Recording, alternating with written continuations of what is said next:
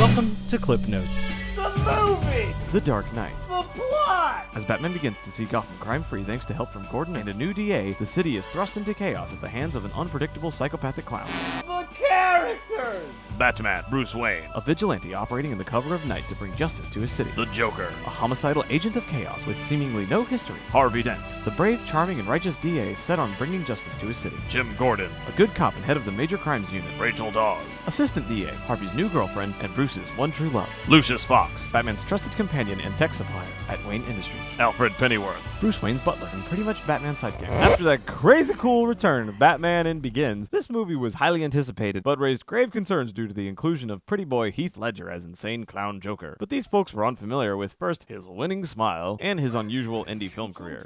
And even I was worried when I saw he was doing face paint instead of, bleached skin. Come on, just admit you're doing a comic book movie. Anyway, Ledger died, which created a laser beam interest in his performance, and the result was a haunting and stunning depiction of a larger-than-life lunatic that totally stole every scene in a movie that should have been called something, Joker or something. So it continues. The Bat logo comes out of some fire. A band of robbers wearing clown masks. And if that mask looks familiar, that's because it's a reference to an episode of Bewitched, or probably this episode of Batman. Oh, look at the Joker!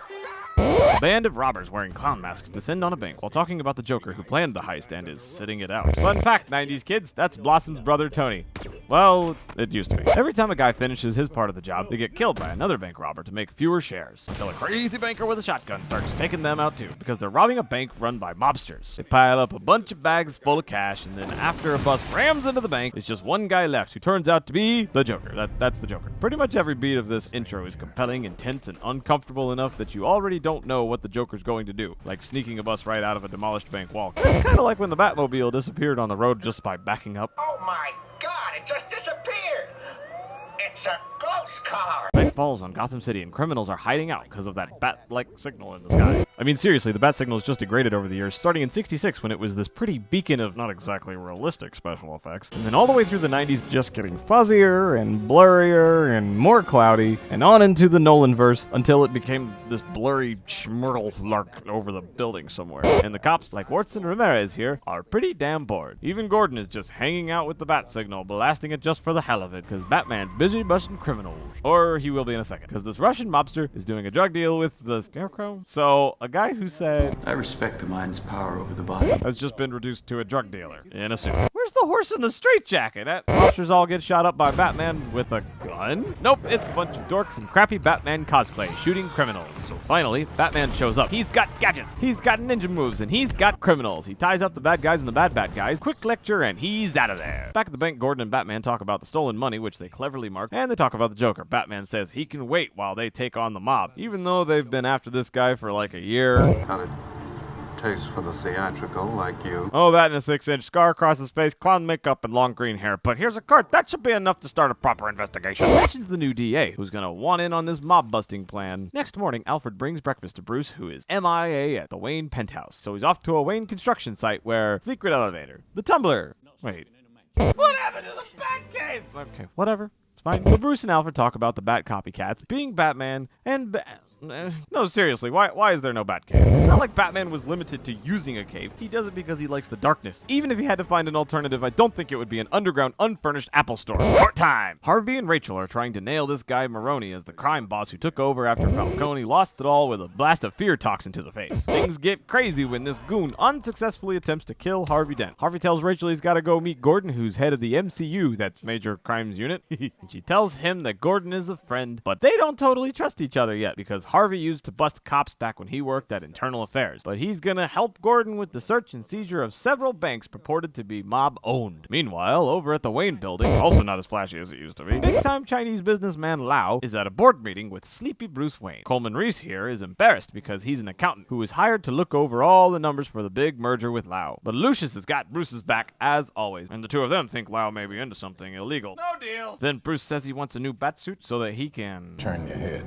a lot of people might have never noticed that if he hadn't said anything. So Rachel and Harvey end up on a double date at a swanky restaurant with Bruce Wayne. Harvey then impresses Bruce with his convictions in support of Batman. So Bruce says he'll throw him a fundraiser with a bunch of billionaires. Yay for everyone at this table. Later on, all the big crime bosses of Gotham meet in this kitchen. Italian, African, Russian. It's a regular after-school special up in here. Oh, and Lau pops up for a video conference. Dun dun dun. Yeah, he's a bad dude. And he tells the guy that some dirty cops informed him Gordon was going to take all their money from their mob banks. So he had every dollar moved and took it to Hong Kong with him. Just then, eerie, echoey laughter introduces the Joker. He's got a swanky new suit, and I'm not going to say that we've seen this scene before, but...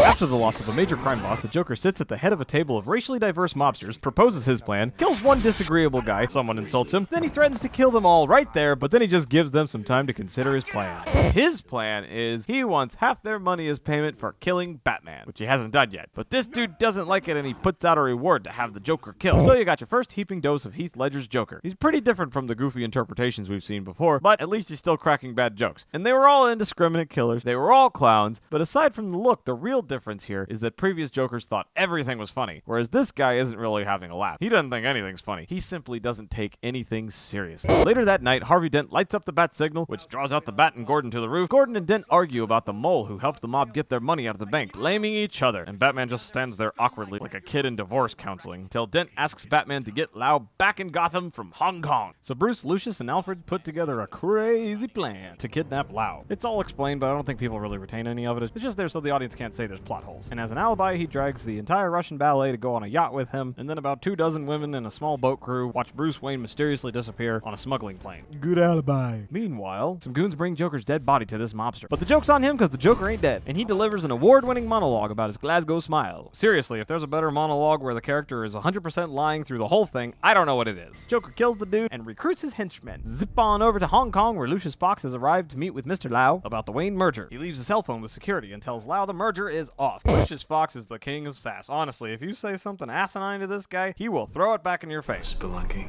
You expecting to run into much gunfire in these caves? I'm firing you. Did you get the memo? I got another job. Yours. Didn't you get the memo? I know that Mr. Wayne is curious about how his trust fund gets replenished. Do them again. Wouldn't want the trust fund to run out. I couldn't let such a thing threaten my company. A businessman of your stature will understand. We can't afford to be seen to do business with whatever it is you're accused of being. I'm sure a businessman of your stature will understand. And that's why he's just butthurt when Lau deals it back to him. Mr. Wayne didn't want you to think that he was deliberately wasting your time. Just accidentally wasting it. That's very good, Mr. Lau. Accidentally. Lucius meets Mr. Wayne outside, who is prepping to go grab Lau, and he gives him a gadget that'll use the cell phone on the building like a sonar so he can see what's going on in the building remotely. Later that night, Batman's up on the building in his hip new, flexible, and form-fitting batsuit. And for the first time since the 60s, a live-action Batman is able to move his neck. And he makes his attack on Lau's building. A few ninja fights, a hostage taking, and 3 mini-bombs later, Batman gets picked up by his Korean smugglers. Yes, Korean smugglers. Yes, it's all explained in prior scenes. Google Skyhook if you want to know more. So, Gordon finds Lau passed out on the police doorsteps, and they take him in. Interrogation room. Fearing what the mobsters might do to him, Lau makes a deal to testify in court, selling out basically everybody at this table. Dent says they can try all the gangsters at the same time as conspirators. Sounds like fun. Later on, down at the mob boss diner, Gordon interrupts lunch to arrest everybody. Judge Cirillo oversees the case of like 500 criminals all at once. Lots of crime. Joker card. That's not good, Cirillo. Mayor Garcia is kind of ticked about the whole thing, worried that coming down so hard on the mob is going to make things dangerous for him. He should share Batman's taste for justice, for after all, he is the one and only... But Manuel. Thought I'd seen those sexy dark eyes before.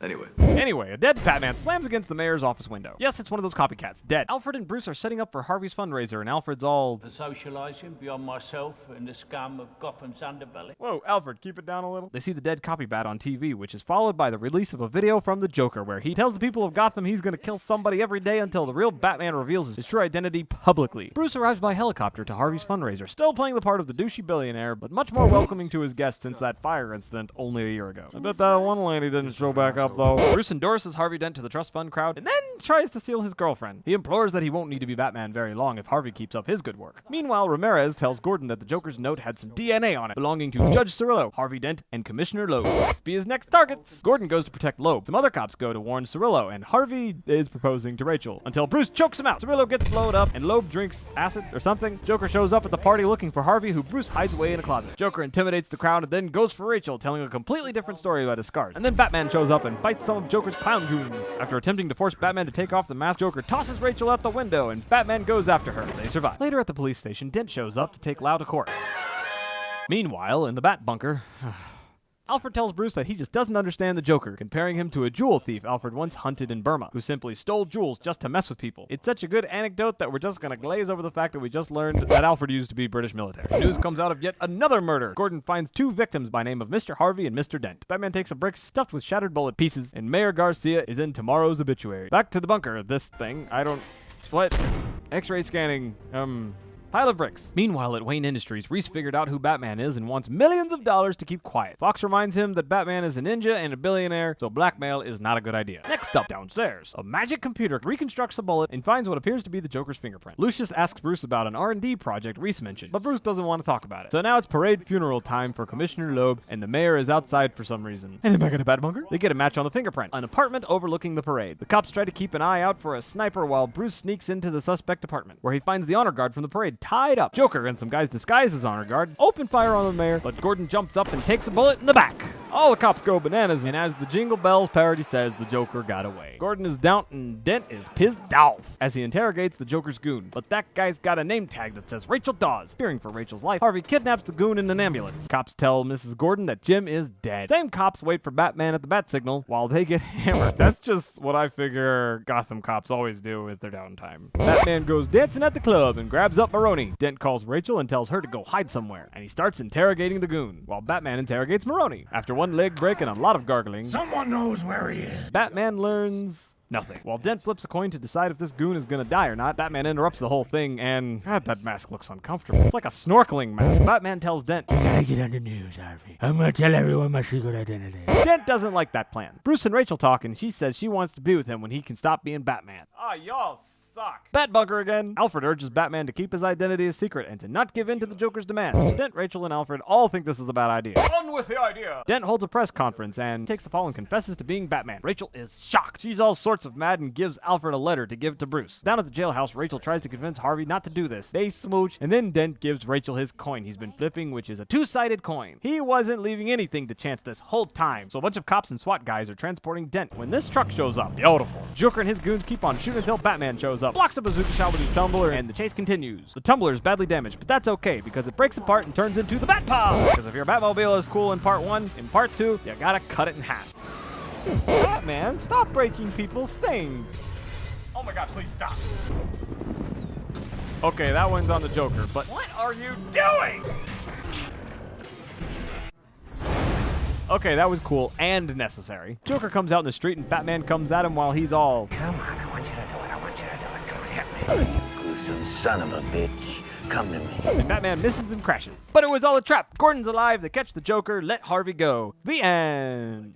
Wait a second. So Wirtz and Ramirez help Dent get away from the media, and Gordon talks with Garcia about Joker's complete lack of a record, and the mayor dubs him Commissioner Gordon. Okay, Gordon's a commissioner, the Bat Bunker's been shut down, Joker's in custody, Bat fans are back on track. Finally. While Gordon lets his family know he's not dead, this big fella with a tummy ache gets put away with the Joker, and Gordon's family time is interrupted by an urgent message. Interrogation room, where Gordon confronts the Joker about a sudden disappearance of Harvey Dent. Joker acts like he doesn't know anything, so send in the Bat. Joker seems pretty confident as he lectures Batman on the difference between ordinary people and the two of them. But their honeymoon's cut short when Joker reveals that he's kidnapped Rachel as well. Batman tries to punch some answers out of him, and this is where the Joker wins. Not only is this scene totally his while he laughs his way through being beaten, but he's got Batman completely at a loss. Joker tells him where Rachel and Harvey are, and Batman's off to save Rachel while the police go to save Harvey. Community Wiley. Rachel and Harvey are locked up in separate warehouses, attached to tons of gasoline barrels and a ticking time bomb and a phone so they can talk to each other. And the Joker is taunting a cop, and the guy with the tummy ache is getting worse. And Rachel says only one of them will survive, to which Harvey responds by spilling over the gasoline and falling over. And Joker keeps taunting the guy into a fight, which leads to an escape by way of exploding the phone in this dude's stomach, blowing up police HQ. Oh my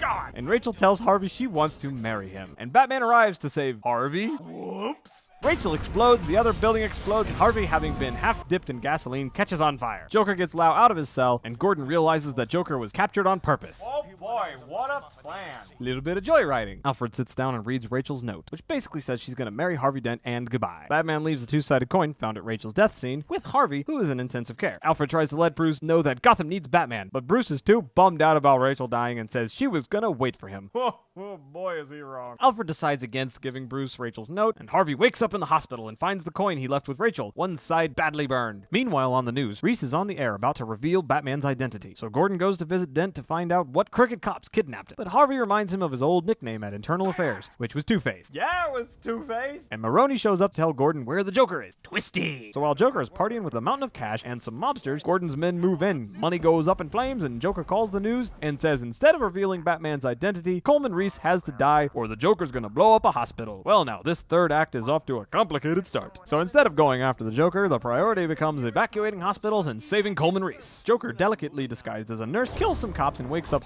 Two-Face for a 101 lecture in chaos. His monologue is so fantastic, he convinces Harvey to blame the cops for Rachel's death. This guy wants to shoot Reese. This guy wants to ram him. And Batman saves the day. Him and Reese have a moment of eye contact, and Joker blows up the hospital, kidnaps a newsman, and makes the guy read his very vague threats towards the entire city. Meanwhile, Lucius checks out a break-in at the R&D, where he finds this whack-ass setup. The National Guard shows up, while Wirtz is confronted by Two-Face. This right here is a shining example of how Nolan's interpretation of Batman's world makes no sense. Sometimes. The guy's a fantastic filmmaker and has great writers, but why the abandonment of this science fiction aspect? I don't get it. It's too absurd the Joker would have bleached skin, so he paints his face and carves himself up. Sure. But Two-Face, it's too absurd that he was half melted by acid, so he is burned up by gasoline, and with no drugs in his system and no skin graft, he just walks around like this the next day? Not drooling constantly, speaking clearly. And yes, it looks cool, but it's clearly absurd, because that's what comic books are. Admit it. Wear it like a badge, like they do at the MCU. The cops at the Major Crimes Unit. Gordon's unit, the MCU. They wear badges down there. Proudly. Two-Face flips a coin and kills Wirtz. Batman explains the crazy new machine to Lucius. Using his sonar device, he's hacked into every cell phone in Gotham and gets Lucius to help him find the Joker. Gordon lays out a plan with the mayor to get citizens and inmates off the island, while Two-Face finds out from Maroni that Ramirez was working for the Joker. He lets Maroni go, kills Maroni's driver. That coin sure is troublesome. So over at the ferries, one ferry has citizens, another has prison inmates. Both are rigged with explosives, which this one can blow up that, or that one can blow up the other, and if they don't, Joker blows them both up at midnight anyway. This plan is so contrived that even the Joker had to write it down to make any sense of it.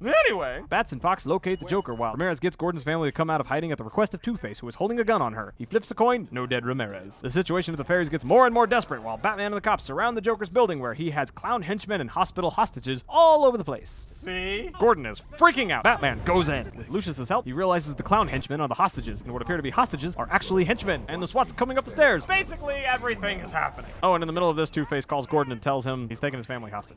Okay, back to Batman. Batman attacks the SWAT team, the ferries don't blow up, and just when the Joker's got the upper hand, backtrack, and off goes the Joker. Joker's be falling for building so much, they ought to inform the Weather Channel on it. But Batman saves the Joker, who delivers yet another compelling and eerie speech. So Batman tries to do the same, but that snorkeling goggle of a mask just has him all Just showed you that it's full of people ready to believe in good.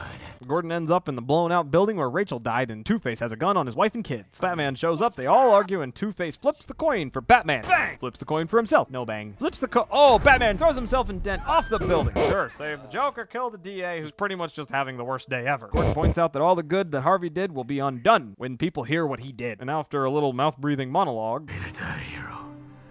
Or you live long enough. Batman says he'll take the blame for the things Harvey did, because a little white lie can go a long way, as illustrated in Alfred burning Rachel's note. So Batman becomes a fugitive, Lucius destroys the sonar machine, and Gordon says some of the most intense shit his son will ever hear a grown man say. He's a silent guardian, a watchful protector. The end. Some people say this was the best comic book movie ever, but really it's more like the best movie that was based on a comic book. It's an objectively good film, beautifully shot, visual and sound are used subtly to convey emotion, and the performance by Heath Ledger ranks high in movie history. But comic book? Batman was so punch-happy and unintelligent, it's no wonder Nolan never introduced the Riddler, because Bale Batman would pretty much just try to punch the answers out of him. And the Joker, while he tapped into the psychology and presence of the Joker, his mythos was completely bastardized here. This is just the price you pay for letting a director tell his vision of a classic hero, rather than trying to make a product that is true to the source material. It's a risk, but sometimes it pays off, and sometimes it puts nipples on your batsuit and neon lights everywhere! But like it, love it, or whatever, as a standalone film, this explains the Joker and Batman's relationship in a way that is satisfying to fans. When in previous incarnations it was all there, but just more subtle, with no explanation. But there's something more universal here, and it's what this murdering psychopath has to say. People ignore terrible things if it's all part of the plan, but when things go wrong, anyone can turn into the Joker. The fairies not blowing up might have you thinking he's wrong, but as with Two-Face, and in reality, that is pretty debatable. The Joker might represent the worst part of humanity, but he still represents a part of humanity, and that is downright terrifying. Thanks for watching ClipNotes summary of of The Dark Knight. Tune in again soon for The Dark Knight Rises. Same clip time, same clip channel. That's Jabberwatchy. My channel is Jabberwatchy. Watch my movie stuff. Okay. What other movies would you like to see summed up? What franchises do you think need clip notes so that you can watch upcoming movies without feeling lost? More videos on the way. Say what's up in the comments below and be sure to like and subscribe to Jabberwatchy.